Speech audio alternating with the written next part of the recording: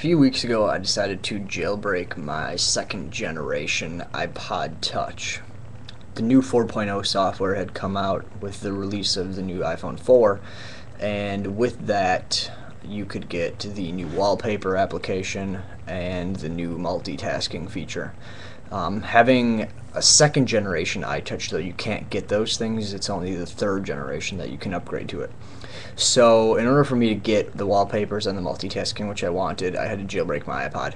So I've had it jailbroken now for about 2 or 3 weeks, and I just wanted to go over a couple of pros and a couple of cons of jailbreaking your iPod, and so then maybe I can help you decide if you want to jailbreak it or not. First, let's start with the pros. Like I said, I got wallpapers, as you can see there. I also got multitasking, which you can see at the bottom, and then just click to go away. Both of those work fine. It's really nice to have them. There's also a couple other customization features that you can use. Let's say you're on your home page right here.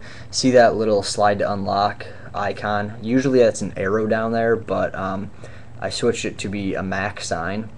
If I light this back up again, that slide to unlock text can also be switched to say whatever you want, and the colors on that can be switched. So those are just a couple little things you can switch. You can also customize the theme, so you could have like a Mac OS X theme, you could have a Windows 7 theme, like a sports team theme, really anything you can find in Cydia, which is the App Store, which I'll get back to in a few minutes. So basically the whole purpose behind jailbreaking your iPod is for customization. Besides that, you don't really get much more good out of it. You can overclock your iPod, which I've been told about, make it perform a little faster, but things like that are awfully dangerous. So usually people that jailbreak their iPods are just doing it for customization purposes. So a couple of the cons would be that, first of all, you void your warranty. My iPod is about 1.5 years old now, so the warranty that I got only lasted a year, and that's usually all it lasts. So I didn't care if I voided it or not because it already expired.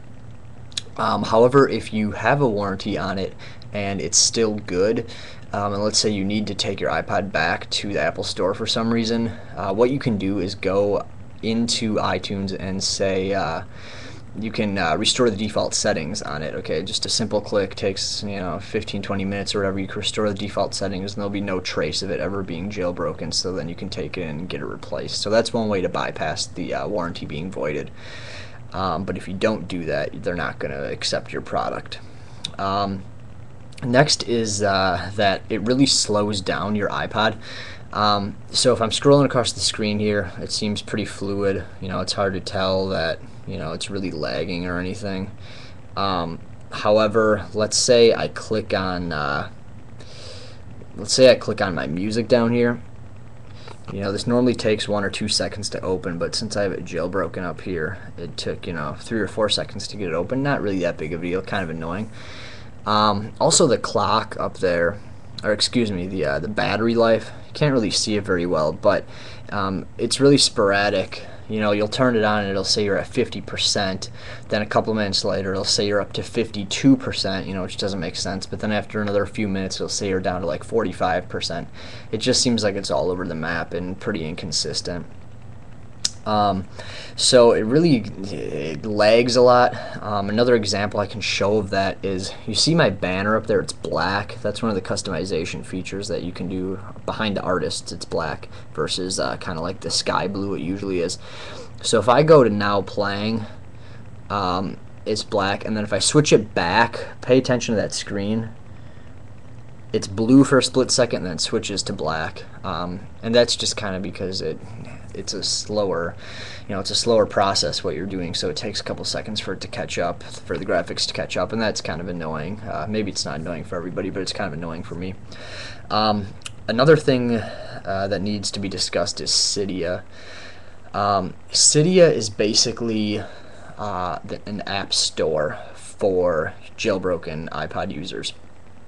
Cydia comes on your iPod when you download Redstorm, which is the way that you normally would jailbreak your iPod. It's an application you would find online, and you just download it. So I just clicked on Cydia here on the home page. Just want to give you kind of a reference point as to how long it takes to open Cydia.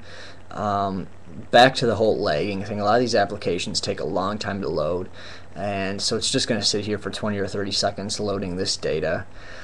So in Cydia, though, you see on the bottom it says Cydia sections, changes, manage, and search.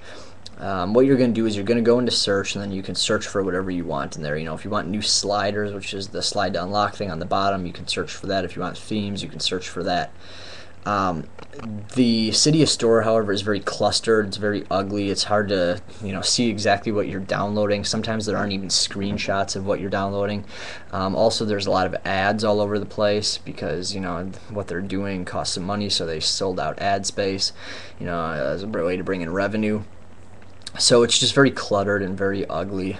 It's not nearly as nice as the App Store that comes, you know, on the iPod. If that's what you're expecting it to be, you're going to be very disappointed. So Cydia can be very confusing. It's still loading here. You know, it's been what, like a minute or two now, and I haven't even clicked over to anything. I just clicked on search, and there it goes now. So let's say you download a theme. What it's going to do is it's going to kick it over to Winterboard here. Winterboard is another application that I just clicked to open, and this also takes a little while to open. So what you're going to do is click on select themes in Winterboard, and you see all these little things that says, you know, black sliders, red sliders, green sliders, all those things. And then, you know, you scroll it up, and then you see things that say like SARIC server lock example, no undocked icon labels, things like that. Those are kind of some of the customization features that you can have, but some of those you might not know what they mean, and I don't know what many of them mean either. I turned on a bunch of them. I went out to the main menu, and it didn't do anything, or at least it didn't do anything that I noticed, so I had to go online and research exactly what that was, which was kind of annoying because you figure it should be something that I can notice right away. So Cydia and Winterboard are rather confusing. They're put together very bad. They're very ugly, not very aesthetically pleasing. And also, if you put all these strange customization features on your iPod, the aesthetic feature of it is going to go down. You know, that's not important for some people, but I kind of like my iPod to look like it was fresh out of the box. You know, that's why I only wanted the wallpaper and the multitasking. You know, I didn't switch much of anything else besides that black bar and the slide to unlock, because I like keeping it plain and simple. And you know, if you don't, that's fine, but it's not going to look nearly the same if you start messing around with all the other stuff. And last thing is, I haven't experienced this yet, but I've been told that when iTunes or the iPod software updates, you have to remove your jailbroken software, put the new update on your iPod, and then re-jailbreak it, which can be rather tedious. Like I said, I haven't experienced this yet, but if that's true, that'd be a big pain in the butt. I mean, it's pretty quick to re-jailbreak it. It only takes, you know, 10 or 15 minutes once you have the software on your computer, but it can be rather annoying to do that all the time, especially because it seems like iTunes comes out with a new update every couple of weeks. You know, you get the iTunes 9.012, 9.013, things like that, and then you're going to get the new iPod software, you know, the 4.01, 4.02, things like that.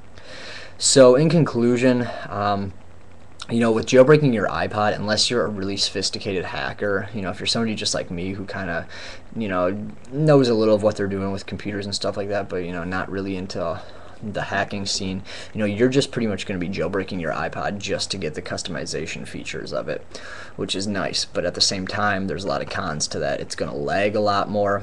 You could download illegal apps from the Cydia store, which I forgot to mention. Some of the apps on there are illegal, and I'm not sure which ones are and which ones aren't. And if you don't know which ones are and which ones aren't, you might as well just not download any of them, because it can be, you know, rather dangerous. I don't want anybody getting caught. So, you know, you're going to avoid your warranty as well. You could download those illegal apps. You might lose some of the aesthetic value of your iPod if you get too crazy with your customization, and the updates can be rather annoying. So I guess if I were to redo it over, I probably wouldn't have jailbroken my iPod.